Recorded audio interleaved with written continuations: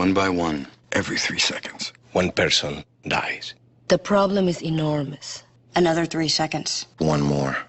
The situation is so desperate in parts of Africa, Asia, Even America. Acting. As one. We can beat extreme poverty, Starvation. AIDS. But we need your help. One more person will mean the difference between life and death for millions of people. Please join us. By working together. We can start to make poverty history. One. By one. By one.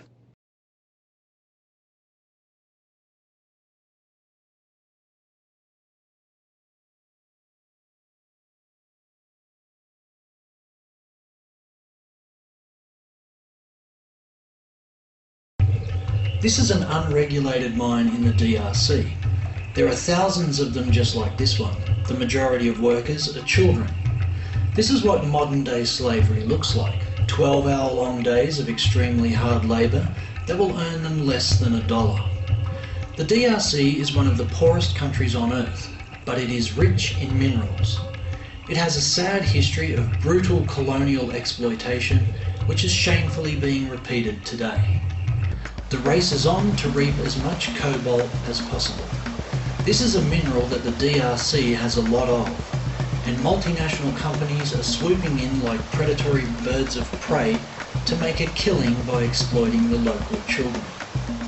Cobalt is a critical ingredient in lithium-ion batteries, which power smartphones and laptops.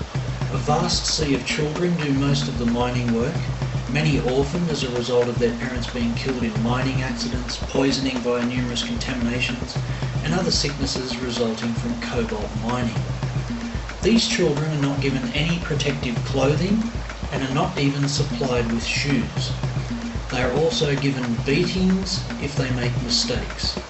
And when it rains, they are ordered to continue, making this grueling work even more dangerous. These two boys are 8 and 11 years old. Walitusukuma tunaenda tena tunarudia. Mimi nashikia sana mkongo inauma. Mpaka mimi natumia mkongo nilimaka na mbavu na nikula tunapita kile nyuma. They have worked all day, but what they have earned today doesn't necessarily guarantee they'll have enough for food. This is what helplessness looks like. Many of these children go without food for several days at a time. Multinational corporations in America and China make millions of dollars off these children while leaving them to suffer by inflicting abject poverty upon them as a result of insanely low wages and inhumane working and living conditions. In a so-called first world country, this type of exploitation would be illegal. But when it comes to the DRC, the plutocrat class seems to be able to get away with murder. Cobalt is becoming a precious mineral, and it is mostly extracted and sorted by tiny hands. These children don't wear gloves or masks, even though the World Health Organization says exposure to cobalt and breathing in dust fumes can cause long-term health problems. Visiting 5 different mines across the south of DRC, it was found that all of them used child labourers. This is Monica. She's the youngest worker in this group at just 4 years old. These children lose their childhoods to mining.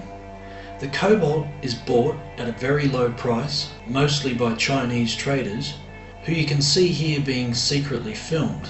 They don't care where the cobalt comes from, or if anyone died extracting it.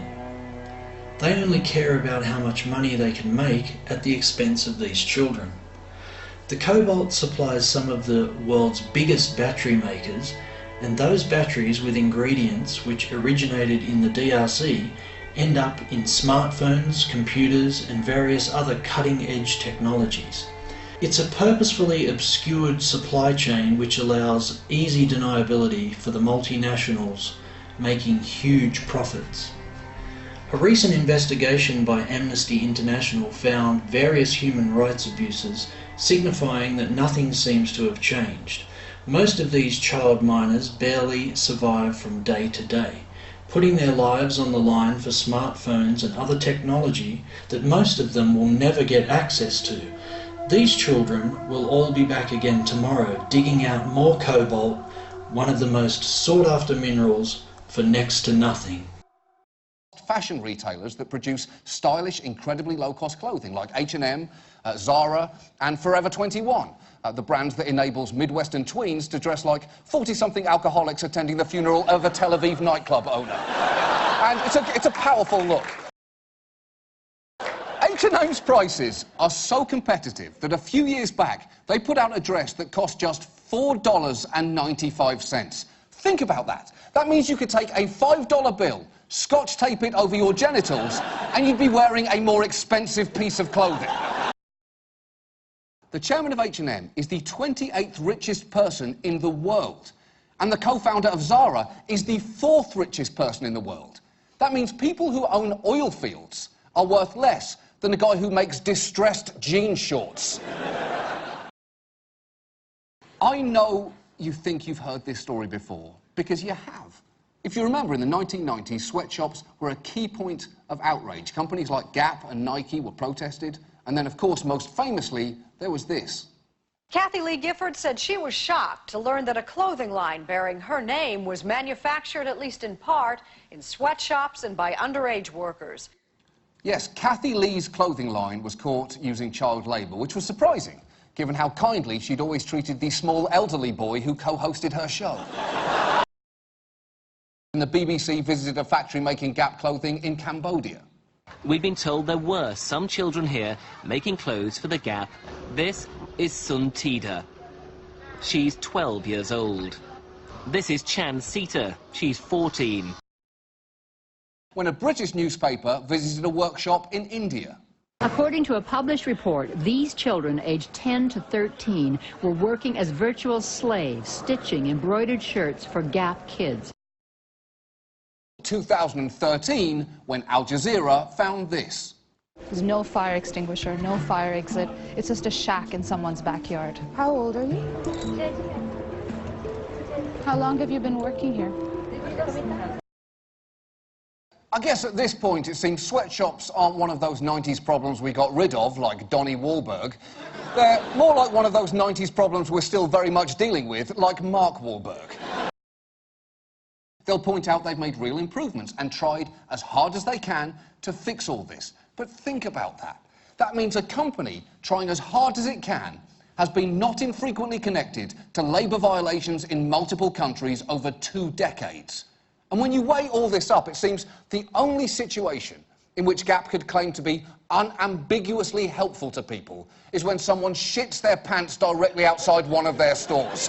Oh, I never thought I'd say this, but thank God Gap is here to help. You people are angels. And one of the biggest problems with holding many brands accountable is that deniability seems to have been stitched into the supply chain. Look at Walmart. They insist they hold their suppliers to high safety standards. But CBS visited a factory in Bangladesh making clothes for Walmart and found otherwise. The boss at Mondi Apparels, Masadul Haq Chowdhury, showed us an evacuation map marking the location of 13 fire extinguishers. But nearly all of them were missing. Well, if they're not there, then that's not a map, it's an aspirational poster for fire safety. We have a little surprise for the leaders of some of these companies. I'm talking specifically about the heads of H&M, of Walmart, of Gap, of Joe Fresh, and of the Children's Place. I've bought all of you lunch, which will be turning up to your office tomorrow. Now, full disclosure, I do not know exactly how this food was made. I told someone who may have told someone else to get the most food they could for the cheapest price. And they did that. Now, I do have strict policies in place. I told them not to spit on that food or to rub their balls on that food. And I've trusted them to abide by that. So I want you to look at this suspiciously cheap food that lands on your desk tomorrow, and I want you to fucking eat it. And if you're thinking, well, I can't do that, I don't know where it came from. What if someone rubbed their balls on it? Then I don't know what to tell you other than now do you understand the importance of supply chain management?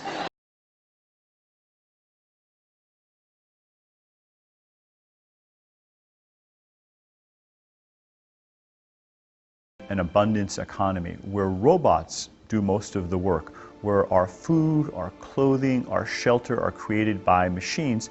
And I think it's very realistic for us to completely eliminate absolute poverty worldwide.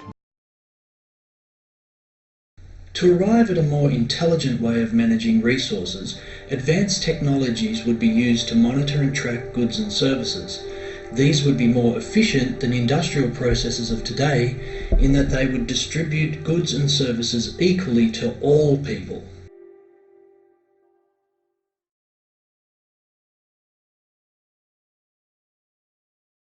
Smedley Butler, a US Marine Corps general who was the most decorated Marine at the time of his death, summed it up well when he said, I spent 33 years and 4 months in active military service, and during that period, I spent most of my time as a high-class muscle man for big business, for Wall Street and the bankers.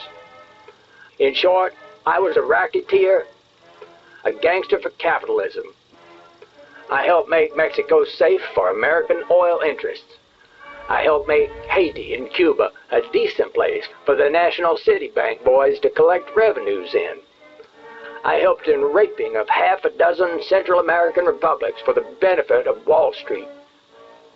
I helped purify Nicaragua for the international banking house of Brown Brothers. I brought light to the Dominican Republic for the American sugar interests. I helped make Honduras right for the American fruit companies. In China, I helped see to it that Standard Oil went on its way unmolested. Looking back on it, I might have given Al Capone a few hints. The best that he could do was operate his racket in 3 districts. I operated on 3 continents. War is a racket. It always has been. A few profit and the many pay. If you want to go bomb somebody, there's remarkably little discussion about how much it might cost, but when you have a discussion about whether or not we can assist people who are suffering, then suddenly we become very, cost conscious.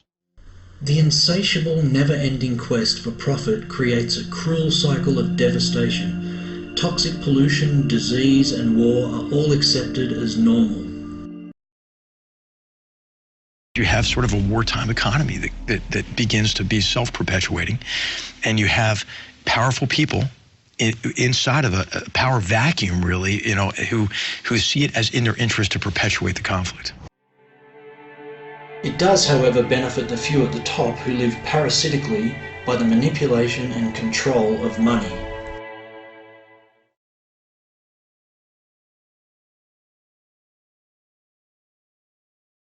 Protest after protest, we never stop the wars, they continue to go perpetually. It seems that we need a different approach in dealing with the problem of perpetual warfare. How does the Venus Project approach this? If you really wish to bring an end to war, poverty, hunger, and most crimes, what we have to do eventually through education is declare all of the Earth's resources as the common heritage of all the world's people. That would be number one. If that is attained, then we can do away with all the artificial boundaries that separate people. Before the states had joined together into one nation, there were territorial disputes at all the borders. There were militias. But once the states had joined together, the militias disappeared. There was no need for it. The same process can be applied to all the sovereign nations of the world. To be invited in to a participatory democracy whereby all the resources are shared by all the world's people. I see that as the only means. Transitionally, if you substitute any other system, will have built-in antagonisms. So this is what we have to strive toward. I don't say this can be accomplished in one swoop. It's a slow process of education and showing people what the advantages would be to each individual throughout the world of a resource-based economy.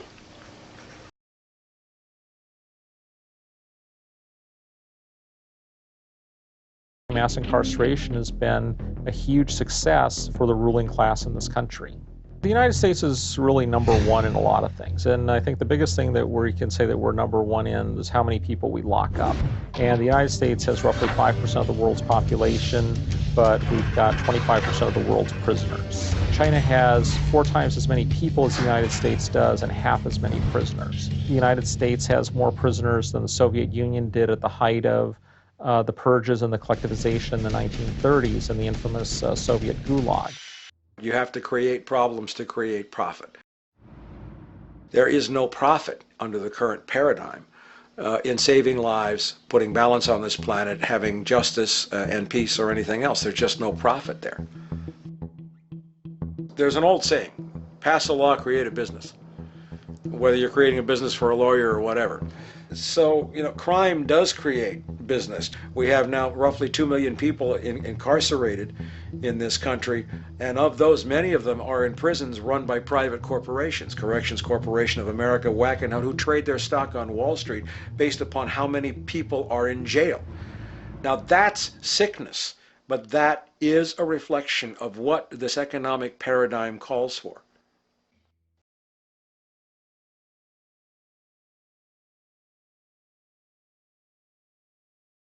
So there's really no basis for crime, since anyone can access anything they need. No one's going to hit you on your head and take your wallet because there's no money in it anymore. The monetary system has been surpassed. And when we have that kind of abundance economy, most of us will be able to spend most of our time doing the things we enjoy doing.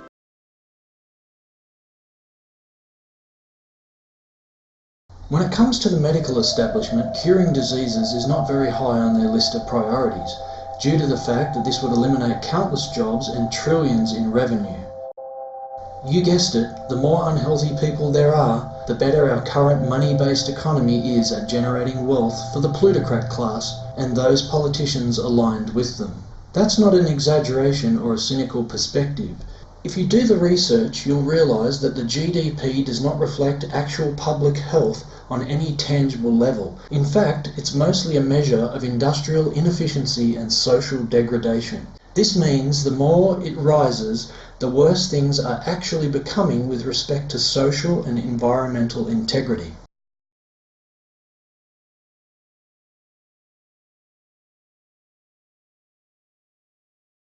Technology can eliminate critical life or death errors. A machine, instead of humans, fills the prescriptions. The robot gives a huge amount of confidence because we know that pharmacists and pharmacy technicians are incredibly skilled people, but they're humans and they will occasionally make mistakes. We give something like 3 million doses of drug in 3 months here, so even a 1% error rate is far too high.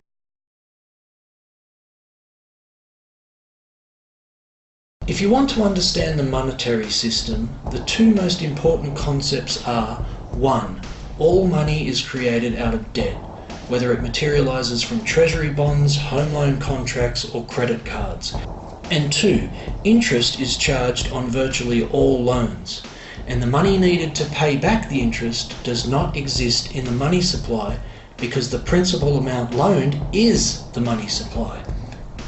In other words, if all loans were to be repaid right now, there would not be $1 left in circulation, and a giant amount of money owed. So if you stop to think about what's real in the world, you would realize that money does not exist in nature, and debt doesn't even exist in the physical universe. Therefore, money is a belief system.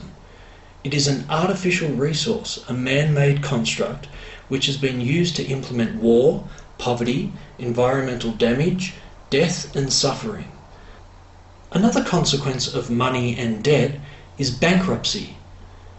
This is when a person, a business or a country is unable to continue to make interest repayments. Debt creates wage slaves. As far as wages go, a person in debt is much more likely to accept a low wage than a person who is not in debt. Corporations take advantage of people in debt, just like first world countries take advantage of third world countries by subjecting them to high levels of debt. The World Bank and the International Monetary Fund which mostly serve as proxies for transnational corporate interests, give gigantic loans to troubled countries at extremely high interest rates. And when these countries are deeply in debt and can no longer afford to pay, austerity measures are applied, corporations swoop in, set up sweatshops, take their natural resources, and generally enslave most of their already suffering population. One of money's most effective features has always been to manipulate and exploit the majority of the world's people. Another sinister function of the monetary/market system is called the stock market, which doesn't actually produce anything at all, but rather just buys and sells money itself. That's right, they actually trade debt, which means they buy and sell debt for profit. These questionable transactions are given official sounding names in order to justify the existence of such nonsense. Names like credit default swaps, collateralized debt obligations, and complex derivative schemes, one of which almost collapsed the entire European economy. All you need to know about markets was written in an editorial in the Wall Street Journal a couple of years ago. It was called Lessons of the Brain-Damaged Investor. And in this editorial, they explain why people with slight brain damage do better as investors than people with normal brain functionality. Why? Because the slightly brain damaged person has no empathy. And that's the key. If you don't have any empathy, you do well as an investor. And so Wall Street breeds people who have no empathy to go in there and to make decisions and make trades that they have no compunction about and no thought whatsoever as to what they're doing might affect their fellow human being. So they breed these robots, these people who have no souls. And since they don't even want to pay these people anymore, they're now breeding robots, real algorithmic traders.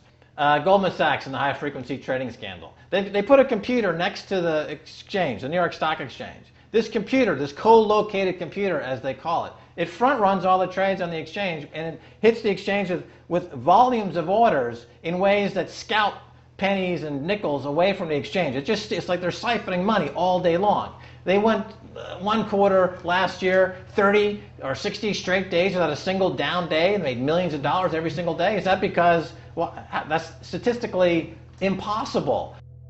When I worked on Wall Street, the way it works is everyone kicks upstairs the bribes. The brokers bribe to the office manager bribes to the regional sales manager bribes to the national sales manager. It's a common understanding. At Christmas, who gets the biggest bonus at Christmas in an average brokerage office? The compliance officer. The compliance officer sits there all day long. He's supposed to be making sure you don't violate any of the margin rules and you're complying with the law. Of course, yeah, to the extent that you can bribe the compliance officer, yeah, that's right, you are complying with the law. So how does fraud has become the system? It's no longer a byproduct. It is the system. You know, it's like that old Woody Allen joke. He says, "Doctor, my brother thinks he's a chicken." And the doctor says, "Take a pill, and that should cure the problem." And he says, "No, doctor, you don't understand. We need the eggs." Okay? So the trading of fraudulent claims back and forth between banks to generate fees, to generate bonuses, has become the GDP producing growth engine of the United States economy, even though they're essentially trading fraudulent claims that there's absolutely no hope of ever paying back. They're processing and generating and resecuritizing nothing. If I write $20 billion on a cocktail napkin and I sell it to JP Morgan, while JP Morgan writes $20 billion on a cocktail napkin, and we swap those two cocktail napkins at a bar, and we each pay ourselves 1/4% in a fee, we make a lot of money for our Christmas bonus. We each have on our books a $20 billion cocktail napkin, which has no real value until such time as the system is no longer able to absorb bogus cocktail napkins, in which case we go to the government to get bailed out. So when you think of the stock market and Wall Street, what should come to mind is that we now have a completely new level of psychosis added to our current money-based society, to which most of us are brainwashed into thinking is a good thing. But it's pretty easy to see that this is a very bad thing. especially when you consider that Wall Street and the global stock market now have around $700 trillion of outstanding fraudulent claims known as derivatives still waiting to collapse. So the question becomes, how do you bail out a planet? The most sensible thing that we should all be able to recognise throughout our journey coexisting with money is that we've come to the end of what positive things money can do for us as a species. Basically, this money game that we've invented is now threatening the well-being of billions of people.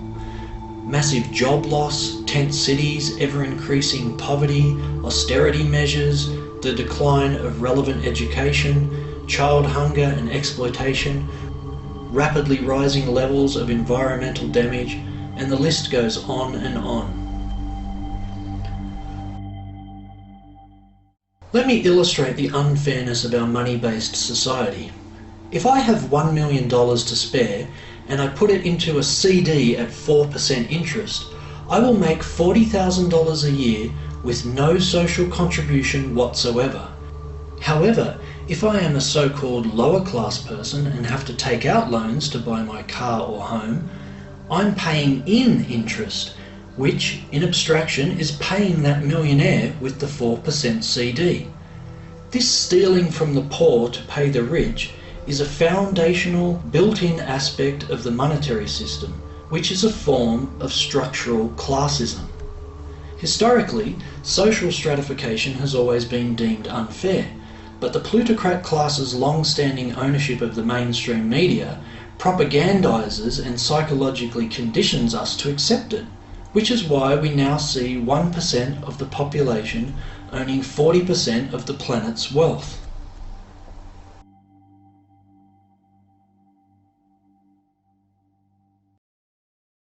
Well, I think people are often puzzled by the contrast between the material success of our societies, unprecedented levels of wealth, and the many social failings. I mean, you know, if you look at the rates of drug abuse or violence or self-harm amongst kids or mental illness, there's clearly something going deeply wrong with our societies. Inequality is divisive and socially corrosive. There are very powerful psychological and social effects of inequality, more to do, I suppose, with feelings of superiority and inferiority, that kind of division, and maybe going with the sort of respect, disrespect, people feeling looked down on at the bottom, which, by the way, is why violence is more common in more unequal societies. It's the trigger to violence is so often people feeling looked down on and disrespected. If there is one principle I can emphasize that is the most important principle underlying the prevention of violence, it would be equality. The single most significant factor that affects the rate of violence is the degree of equality versus the degree of inequality in that society.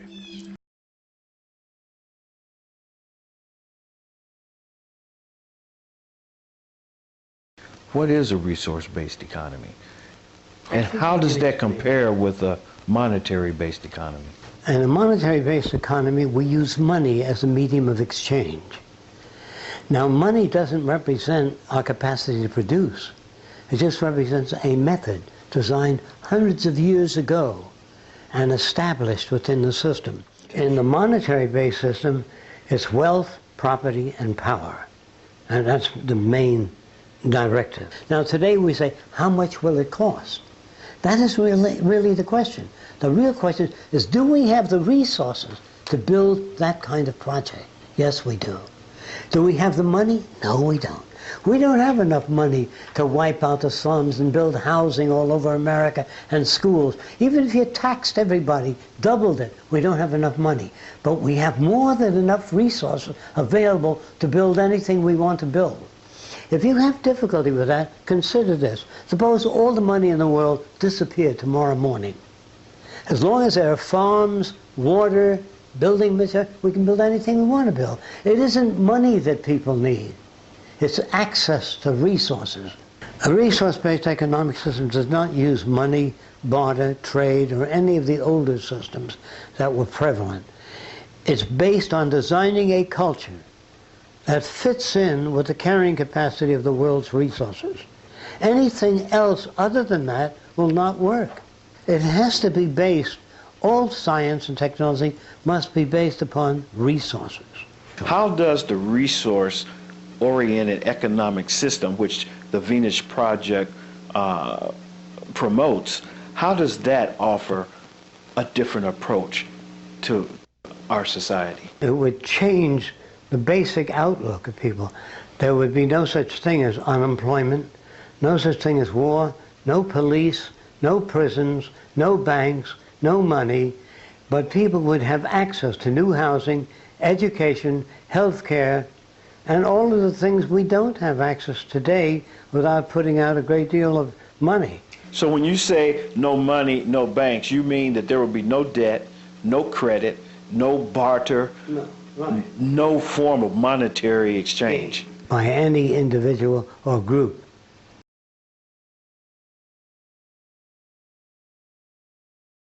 Industries that pollute, cut corners and violate policies will continue to do so as long as profits outweigh fines. JP Morgan is paying $410 million to settle charges with the government, but JP Morgan is not admitting any wrongdoing. Goldman Sachs settled early on in this case for $550 million without admitting wrongdoing. UBS has agreed to pay about $50 million. Under the terms of the settlement, UBS did not admit any wrongdoing. Well, I think that people commit the crimes that they're in a social position to commit. I think it was Bertolt Brecht that asked, which is a greater crime, to rob a bank or to own one? The Federal Reserve Bank is the American arm, the central bank of the United States, the American arm of something called the Bank for International Settlements in Basel, Switzerland, and it exists in violation of this document, which is the law. And I think to answer your question quickly, the reason the government does not enforce the law is because the government is controlled by the bank. The government borrows money from a private bank. It doesn't borrow money as stated in Article 1, Section 8, that's created by and controlled by the Congress of the United States. It's the other way around. It's the Federal Reserve Bank which dictates to the president, and it's the Federal Reserve Bank that dictates to the Congress and the Pentagon because they control the money. It's a Rothschild banking cartel, and the Rothschilds have been in control for hundreds of years, and as one of the most famous Rothschilds stated, it can be control of a nation's wealth, and I care not who makes the laws, because the people who control the money control the government, and they control the media, and they control the minds. And it's as simple as that. It's unlawful and it's illegal, but the government borrows money from the private central banks.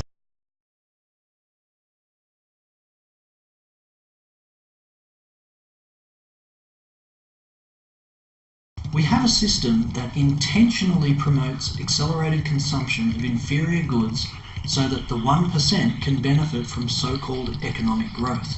Realistically, this is just ecological insanity.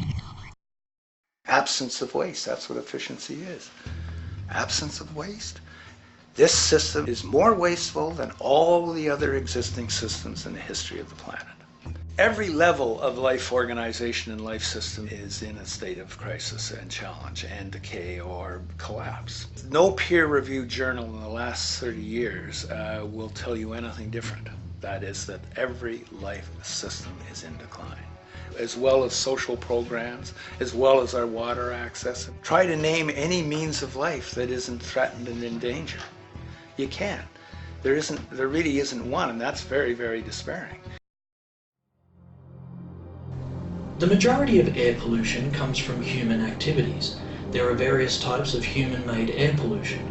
For example, when we burn fossil fuels, this releases greenhouse gases into the air. Because it's a constant form of air pollution, it contributes to climate change. Smog is another type of air pollution. It reduces visibility and also has serious health effects.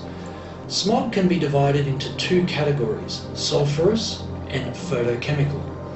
Sulphurous smog is made up of chemical compounds called sulphur oxides, occurring when sulphur-bearing fossil fuels are burned, such as coal.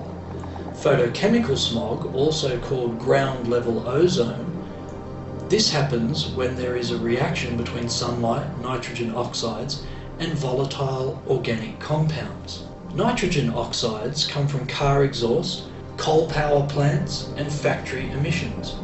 Volatile organic compounds are released from petrol, paints, and various paint solvents. Smog not only creates a haze, reducing visibility, but it also harms plants, irritates your eyes, and causes respiratory distress. Another type of air pollution is toxic pollutants.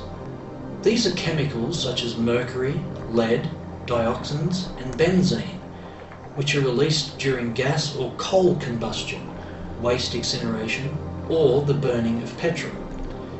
In addition to adverse environmental effects, toxic air pollution can also cause serious health problems such as cancer, reproductive complications, and birth defects. While air pollution has many negative consequences, there are solutions. We can limit toxic pollutants, smog, and greenhouse gases by decreasing the use of fossil fuels for transportation, manufacturing, and electricity generation.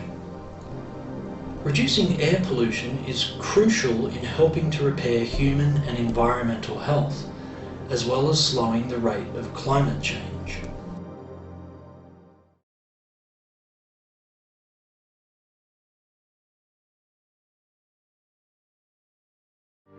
We study all the negative effects before we build anything. So there's a whole group of engineers and computers doing long-term studies of all the negative retroaction. Interlinked, sustainable cities would feature cyber centres to coordinate industries, transportation systems, public healthcare, and the flow of goods and services. These cybernetic centres would connect all cities and help with environmental recovery. So our goal is to replace all fossil fuels. There's 30 times more solar available worldwide over land in high solar locations than we need to power the entire world for all purposes in 2030. And there's 7 times more wind than you need to do the same thing. So we are looking to combine all clean renewable energy sources that are available: wind, solar power, geothermal power, hydroelectric tidal power, and wave power. We would need about 4 million large wind turbines to power 50% of the entire world for all purposes. You might say, well, that sounds like a lot. But keep in mind, during World War II, the world produced about 800,000 aircraft in the space of 5 to 6 years. That was decades ago, and now we have better technologies and abilities to ramp up production. So it really comes down to willpower. It's not a technological or economic blockade to solving this problem. It's really a social and political blockade.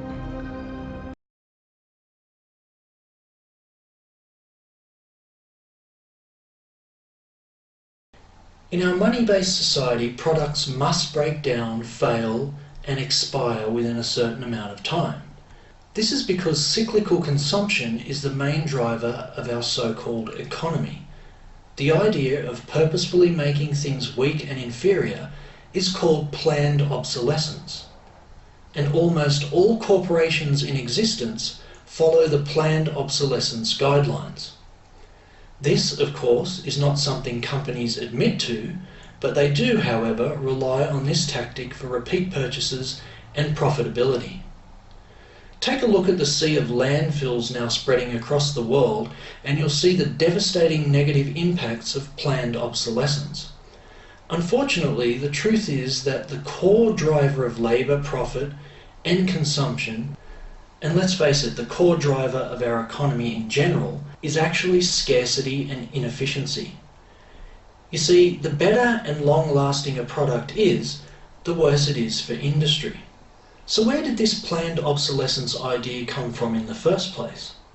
Well, in 1932, industrialist Bernard London put out a pamphlet entitled "Ending the Depression Through Planned Obsolescence," The idea was to convince all companies that making weak and inferior products should be universally accepted as a positive step towards increased consumption. This unfortunately was the trap that all humanity fell into, creating jobs for the sake of jobs. This is where we lost the opportunity to excel at efficiency, reliability, durability, and superior craftsmanship. Of course, these phrases are all still in use today, but more as lies to get you to hand over your money again and again. Since 1932, this planned obsolescence strategy has been introduced to pretty much all industries. But imagine if this idea had never got off the ground. I'm sure that our technological efficiency would be astounding compared to where we are today. To say that we lost some opportunities would definitely be an understatement. I don't know about you, but I really don't give much of a shit about how many different kinds of toothpaste or deodorant I can choose from in a grocery store. While I'm given simultaneously the farce choice between two politicians clearly of the same breed in an election. I really don't care much for the freedom of being able to concoct, say, a grande white mocha double espresso non-fat steamed milk stirred unsweetened caffeine-free jerk me off slap my ass latte with extra whip at Starbucks. You see, the best form of social control is the kind where the illusion of choice actually persists, and the consumer vanity obsession rampant across the world now embodies the new form of democracy.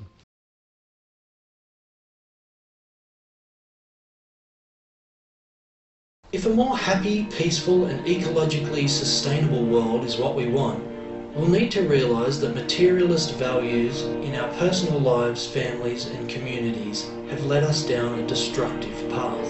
It is materialism that tends to strip a person of their natural values, while attempting to fill the resulting hole in your life with the simple idea of consumption. Bored?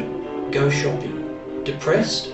Go shopping. Feeling good? Celebrate by shopping. The entire advertising industry is pushing you to constantly consume more and more material goods, to splurge, to make irrational, wasteful purchases, to buy on impulse, to supersize it, to upsell and to upgrade yourself into a raging shopaholic. Your primary duty is to shop regardless of other concerns, regardless of the environmental consequences, or whether or not you really need any of the stuff you're buying, or if you have any place to put these things. Just keep consuming, even if you have no money. Just use credit. For an 80-year lifespan, we watch 15.5 years of television on average. 15.5 years of having our brains liquefied and sodomized, zombified, and then glorifying products and nonsense.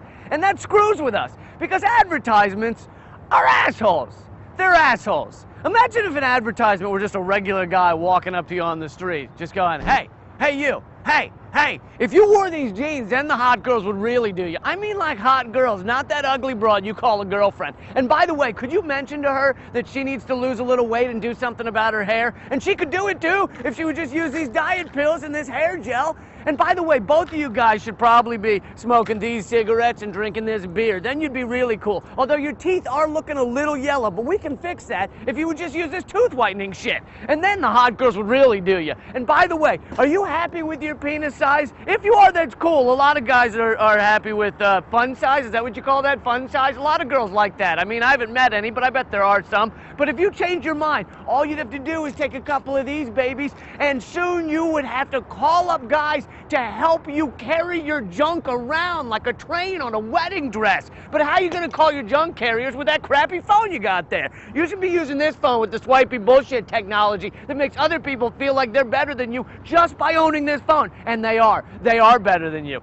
Oh my God, all this stuff you need and don't have is making me anxious. Is it making you anxious? Is it? Is it? Well, then all you'd have to do is take a couple of these, and in 2 weeks' time, you would feel better than anything. Plus, bonus side effect, these pills also make your ass hair shiny and more manageable with extra bounce.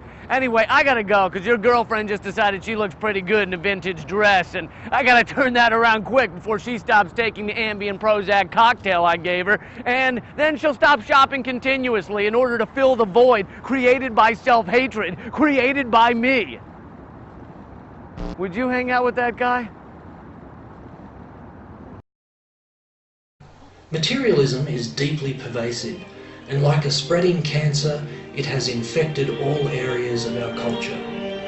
There are now even religious leaders that preach what is known as the prosperity gospel, telling their congregations that coveting money and the insatiable hoarding of wealth are blessed behaviours. It should come as no surprise that these so-called religious leaders live extravagant, lavish lifestyles complete with huge mansions and private jets. It seems that over the years, religions have moved further and further away from giving and have instead adopted the greed mentality of materialism. We have to anticipate that the earth is our salvation. If we don't take care of it, no matter how many churches you build, we will starve to death and kill each other. Our education system has also been hijacked by materialism. The sole purpose for learning is now seen as preparing a person to make money. This attitude has led to the removal of many art, music and literature subjects in schools, especially in the United States. What this does is produce citizens that lack an appreciation for things of artistic or cultural significance. The result is that people become unable to express themselves in a creative manner, to use their imagination, or make contributions to the culture of society.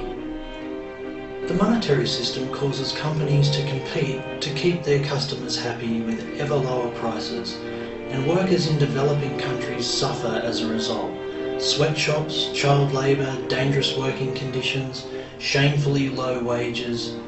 Life has become a degrading experience for hundreds of millions of people. This is the result of viewing human beings as nothing more than cogs in an industrial machine. Wasteful inefficiency, broken social systems, toxic pollution, and perpetual violence, all results of a belief in the false claims of materialism. The never-ending quest to acquire more money to buy more stuff is ultimately self-defeating. What most human beings naturally crave is to feel loved, connected to others, and valued in our community. We want to feel good about who we really are, and materialism can never satisfy these true needs. We can't let the cult of materialism stunt our emotional growth. Understanding what's really important is the key to letting go of fear and unlocking our natural tendency for compassion. A better life can be found if we turn away from today's emphasis on object ownership and replace the role of money as our primary measure of success with a societal structure that makes us realize that collaboration for the betterment of humanity is the highest level of success. And that societal structure that I speak of is called a resource-based economy. When people are confronted with information that challenges their worldview, they will usually display a negative emotional response. However, once you've seen the light, you'll know things that others can't understand. Human identity cannot be reduced to your social security number, your bank balance, or what type of car you drive. You are much more than that. And the plutocrat class realise that once you know this, they can no longer control you. It may seem difficult at times, like you're surrounded on all sides by the forces of ownership and control, but don't be discouraged, you can escape. Opening your mind up to the truth of what is now possible is a great way to start. Seeing this amazing alternative to our current broken society with your own eyes will help you understand the importance of transitioning to a resource-based economy. Human beings are one of the most adaptable species on the planet, and we will easily adapt to a much better world under a resource-based economy.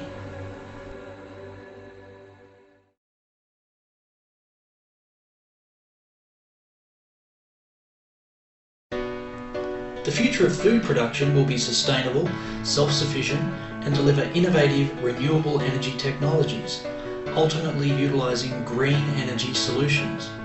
This solar and saltwater power production, all from renewables, has an integrated energy system, and industrial-scale solar power technology enabling year-round horticultural activities in the production of 17 million kilograms of food per year. 23,000 mirrors in this particular field, which focus on a tower which is 127 metres tall. It produces intense heat which is then used to desalinate the water. It's stored as heat to heat the greenhouses and then to run the steam turbine which produces the electricity. Here we have about 250 kinds of leafy greens growing in huge quantities in a massive indoor vertical farm. Building vertical farms in cities all over the world will give people access to fresh, great tasting, highly nutritious food. Crops are stacked and grown using aeroponic technology. The root misting system allows them to use 95% less water than a regular field farm. They also use no pesticides or herbicides, and instead of soil, plants are grown in reusable cloth made from recycled plastic. And as an alternative to the sun, there are rows and rows of specialised LED lighting. This sophisticated climate-controlled system cuts the growing cycle in half, so crops can be grown all year round, but with a much smaller impact on the environment. 70% of our freshwater contamination comes from conventional agriculture. 70% of our freshwater usage goes to conventional agriculture, and 1/3 of our arable land has been degraded in the last 40 years. So this is a new way to feed our increasing population. Vertical farms could feed heavily populated cities while using less land and less water. They would also cut greenhouse gases by eliminating the need to transport food over long distances, and the idea is finally spreading. Over the past few years, vertical farms have sprouted all over the world, including in Vancouver, Singapore, Panama, the UK, and around the US.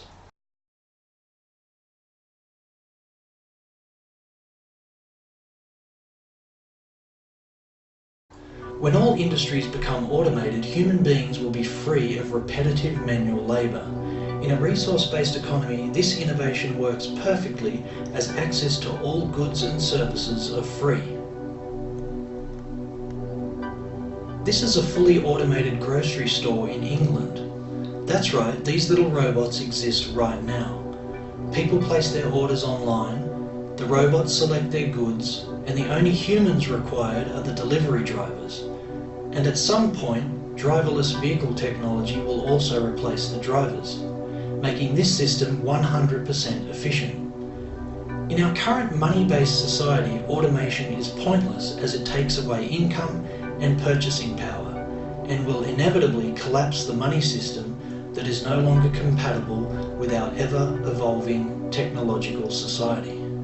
Only a resource-based economy solves these problems.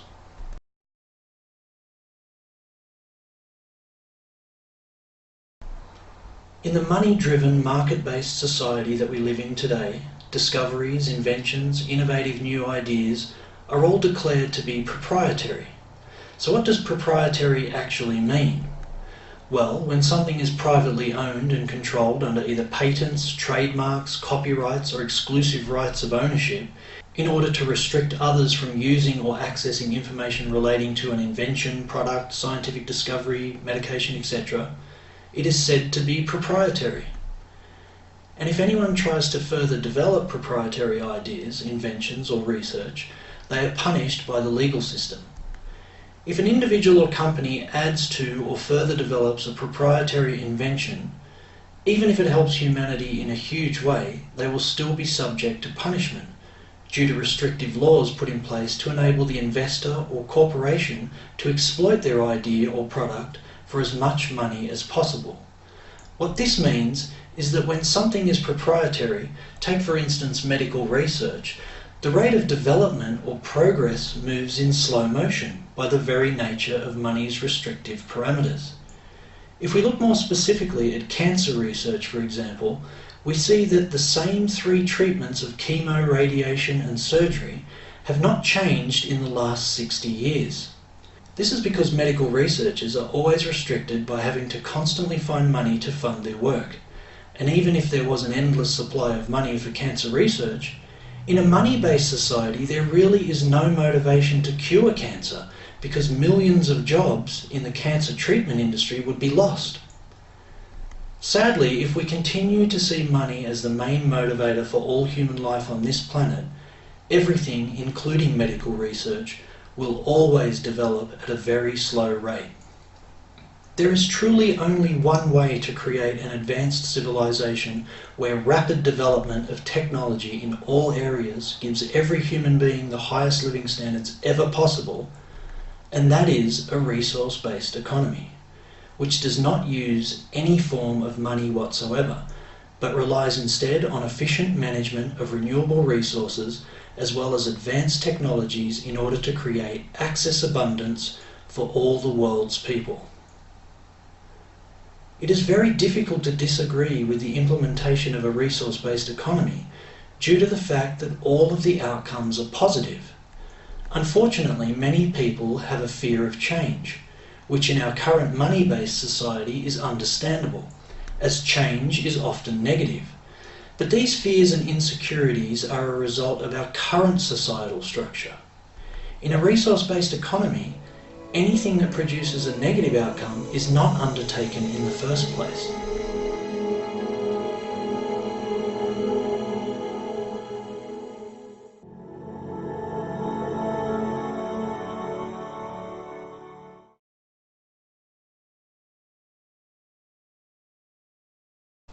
Open source basically means that the recipe for any given work is shared and free for anyone to use.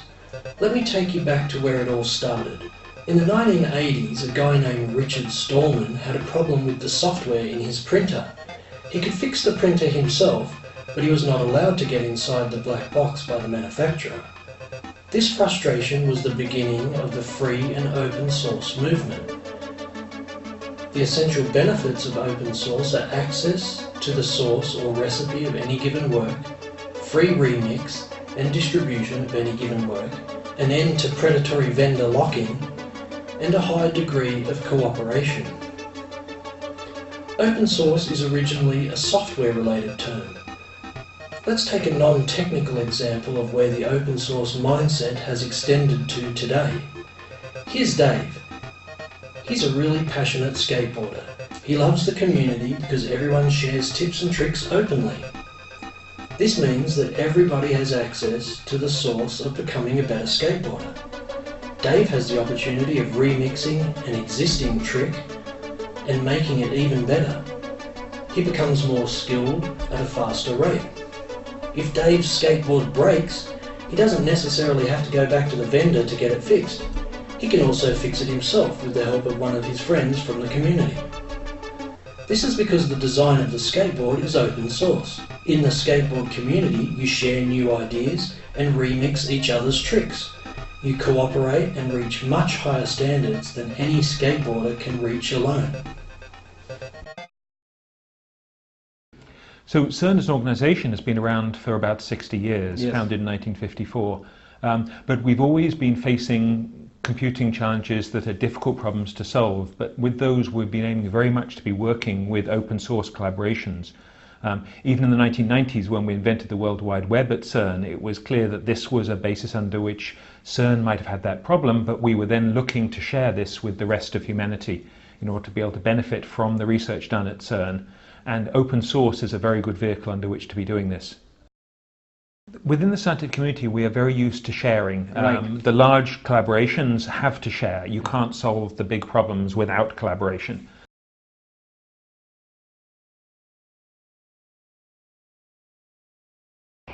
The system is self-contained. There are wind generators. All the rooftops are solar generated. All of the garbage and waste is recycled under the ground, underneath these roadways. All of the roadways contain piping running up and back, and we use all that hot water to operate the air conditioning and the needs of the city. And so eventually you're going to get to computerized government. And that's for the end of corruption, because they don't have ambition. Computers don't say, I'd like to be president of the world. I want to control people. They don't have a gut reaction.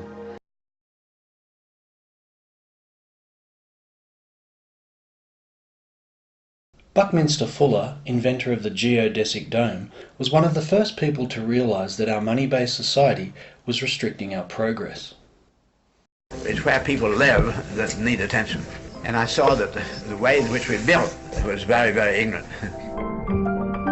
When you build a boat, it's got to float. So you learn to do a whole lot with little. It's got to be strong enough not to sink. It's got to carry a cargo.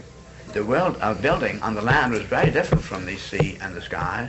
So I saw, why was the difference? Because man used to build fortresses. And the heavier and higher, the thicker the walls, the more secure it felt. So if I would take the kind of technology that's going on in the sea and the sky and apply it over to the land. Time and again I am asked, who else do you know who thinks the way you do or does what you do? And I find it very strange to have to answer, I don't know anybody else, simply because I really did choose a very different grand strategy, and not because I think that I have capabilities other human beings don't have. Another one of Buckminster Fuller's inventions was the Dymaxion house. Dymaxion standing for dynamic maximum tension. But his most popular invention was the geodesic dome of 1954.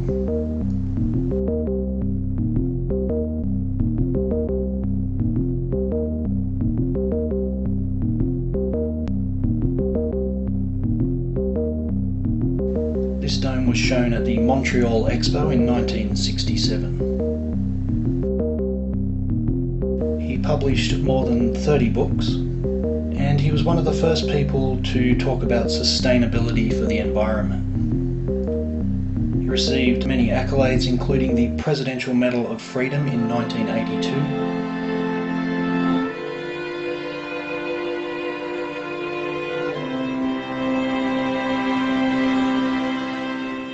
And he always devoted his time to the betterment of humanity.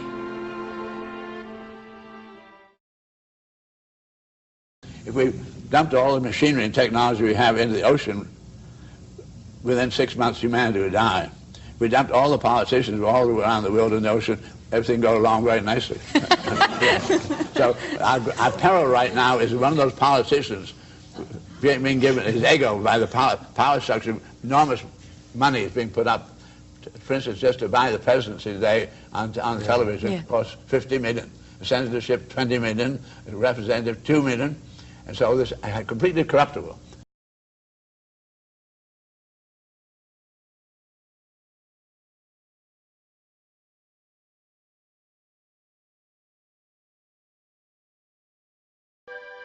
Under scientific scales of performance, we can provide everybody with more than they need.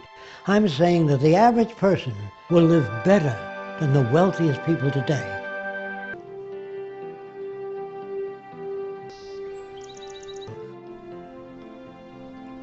So this is essentially a collection of variations in houses. Your house will vary to suit your needs. Now, some people don't like living in individual houses. They prefer living in apartments because there's a gymnasium, drama group, discussion group, recreation of all kinds. These are bicycle paths, there are tennis courts, and these are golf courses. But the golf courses contain a clubhouse with all the golf clubs, so you don't have to bring anything out to the golf course. You stay there, play golf. When you're through, you leave your clubs there. These are access buildings where anyone can access books, a violin, musical instrument. A lot of people think that I want to give people things for nothing, and that's going to spoil people. You'd have nothing to do with the airplane, the telephone, the railways. It's all here, and you're lucky because you inherited that, just being born here. That doesn't spoil you. I know we can build a far better world without war, without most crimes, without the need for prisons, and without the need for money. We can surpass that. We have the technical ability to make things available to everyone. All the wonders of technology have no meaning at all unless it enhances the lives of everyone. All of the world's current problems can be fixed by a resource-based economy. The result, the highest living standards ever created for every single human being in a totally sustainable way. And the only way to do this is by re-educating the human population, especially children, for they are the future. We all need to become aware that the actions of certain people are against the betterment of humanity. Banking cartel families, owners of corporations, politicians, and those connected with these people have damaged our Earth for hundreds of years. They have also exploited most of the human population for hundreds of years. The only viable solution we have to fix all of the current and past damage that has been perpetrated by these people is to move away from the core system by which they control us. And that system is the monetary system. The reason we should all refuse to call it the monetary economy is that an economy economizes. It does things in an economical way. It saves, it engages in conservation. None of these things are evident in our current money-based society. Therefore, we do not have a true economy. Instead, we have a monetary system that is governed by narrow self-interest and exploitation. You see, from the time we're born until we die, we're conditioned to believe that a money-based society is the only way to exist, even though human beings have existed without this monetary system for thousands of years before it was invented. And we're all forced to be part of this monetary system, whether we like it or not.